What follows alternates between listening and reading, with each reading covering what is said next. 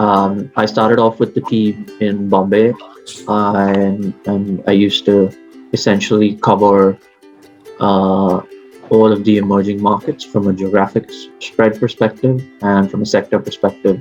I used to cover off the education sector, working predominantly with private equity funds looking to deploy capital in education assets. So I worked across Southeast Asia, China, the Middle East, Africa, and actually did quite a bit of work in South America. I moved to London about 2 years ago, continue to focus on private equity within education, as well as across certain bits of technology. I began my career now 10 years ago, gotten old, as an investment banker. So I used to do M&A. And then I spent about a year and a half helping Shweta set Talerang up. So I'm quite familiar with the business, having basically seen it, well, having thought about what to call it. I still remember having that piece of paper that we sat and tried to brainstorm ideas for a few weeks in terms of what we should call it back in the day. So, yeah.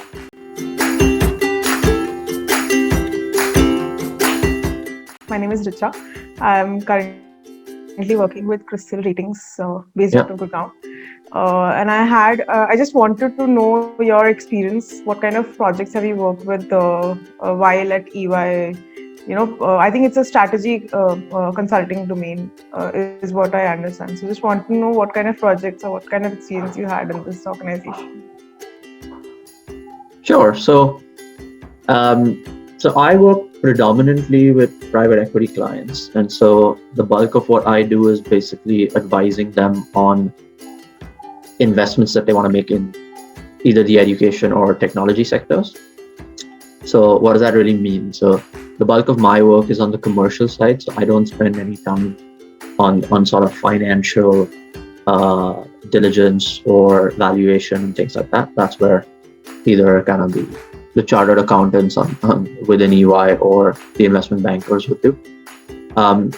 So my work is really to tell the client whether the market that they're looking to invest in is a good market or not. How do you expect that market to evolve? What are the risks to the market?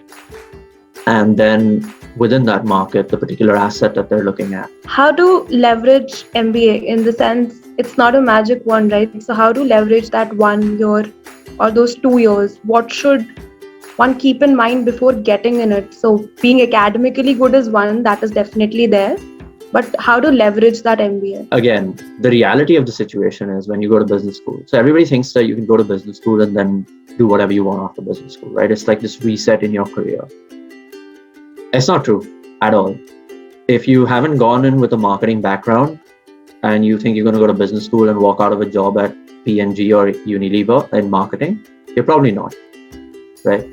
I think going into business school, there's two things I would say. One is you have to have a very, or at least a pretty strong idea of what you want to do after business school. Like go to business school already knowing what you want to do coming out of it. That's important because once you're there, the time will fly. Look, it's a great time, right? Like I did a year at ISB. You can do 1 year, you can do 2 years, you can do it in India, you can do it abroad. The time will fly. You don't have that much time for self-reflection that I'm going to figure out and discover myself and what I'm going to do in my life. No. Yeah, you'll discover yourself. It's a great personal experience. It's a great professional experience from the fact that you meet a lot of people, you learn about what people do, etc. But you don't have a lot of time to kind of discover your career passion in business school. So go in having an idea of what you want to do while getting out, and try to do something at least before business school, which is a good signaling factor to the labor market in terms of what you want to do after. Even if that's like an internship for 6 months before you go to business school in the sector that you want to get into after. Have something, otherwise it's very hard. And then the second is choose your school wisely, right? Which is why I said you need to have an idea of where you want to go, because choose your school that has and will provide you with enough opportunities to exit into the sector that you want. So for example, you wanna get into consulting and you want to study in India, go to ISB. It's great. All the consulting firms hire from there and they hire a lot of people. You want to move into private equity? Don't go to ISP, right? You want to do something in finance? Go to IIM if you can, or go to like, what is that, FMS in Delhi or something like that, right? Or Bajaj in Bombay, something like that, if you want to do it in India. You want to go abroad? Pick and choose where you want to go. Think about the cost of going to business school overseas, right? It's not all cool to go and study and say I study in the US or in the UK. My personal opinion, now obviously everyone has their own opinion. My personal opinion is if you're not going to go to a top business school overseas, it's very hard to justify the ROI. Even within that though, think about the school you want to go to. You want to do marketing, you want to do consulting, you want to do finance, you want to do something else, and then choose the school based on where you think you'll get the most opportunities. Going abroad to study is a different ball game altogether because you got to find your own job. It's not like India, there's no campus placements. There are kind of career fairs and stuff like that, but you got to network your way into a job. You got to network your way into interviews. So that's a lot harder because you start recruiting. Always remember, if you do a 2-year MBA, your program will start in the summer, so it'll start in August of a given year. Your internship recruitment will start by October of that year. Between October and December, you need to get an internship for the next summer. So basically, you've gone for this 2-year MBA program, but in 3 months, you need an internship, which will then determine what job you're going to get the next year, which is why I said you don't have time. You need to get into it knowing what you want to do potentially. If not, it's harder. It's not that you can't do it. Of course you can, but for peace of mind, you want an internship in a field that you think you'd rather convert and get a job rather than.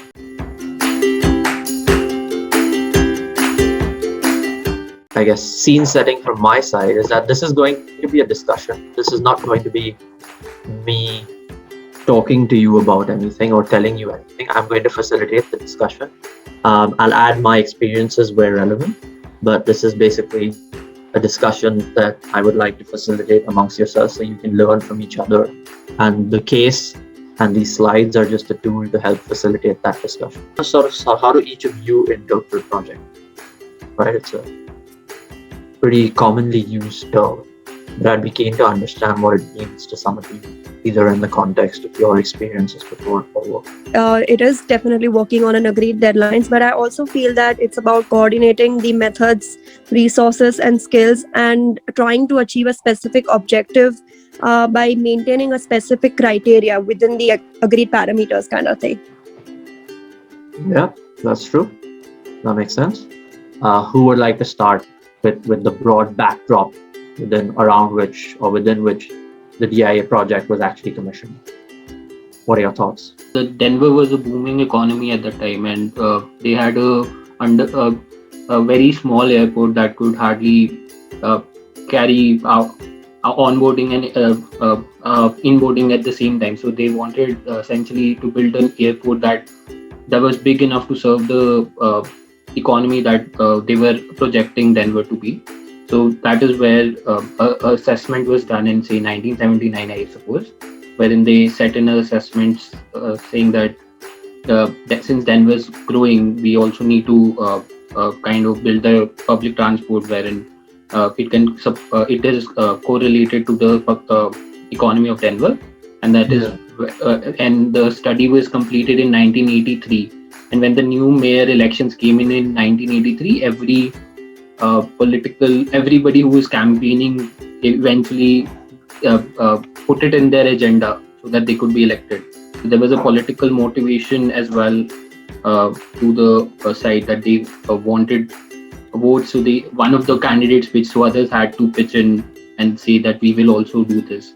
That is where the project was initiated in 1980. Correct. Yeah. So that's right. So there's basically this backdrop of kind of political pressure that was created on the back of a booming economy. But what was the problem then? What happened then that they just did not? One is they didn't foresee it, and when it happened, they were sort of too deeply down the political rabbit hole that they couldn't change course. I think the problem, I understand someone mentioning they were planning and designing and constructing at the same time. So if that's right.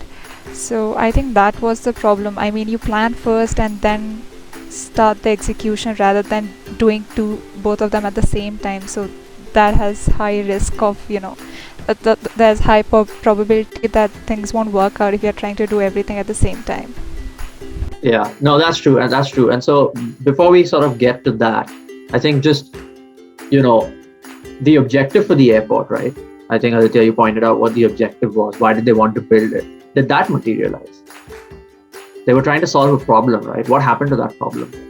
So I think the total US domestic passenger, I think that fell 4% per year from 86 to 89. I think so. Plus also there was an oil crisis due to which the projected growth that for Denver that they had set in mind, that essentially led to a cycle of recession wherein all people started losing their jobs instead of people gaining their jobs.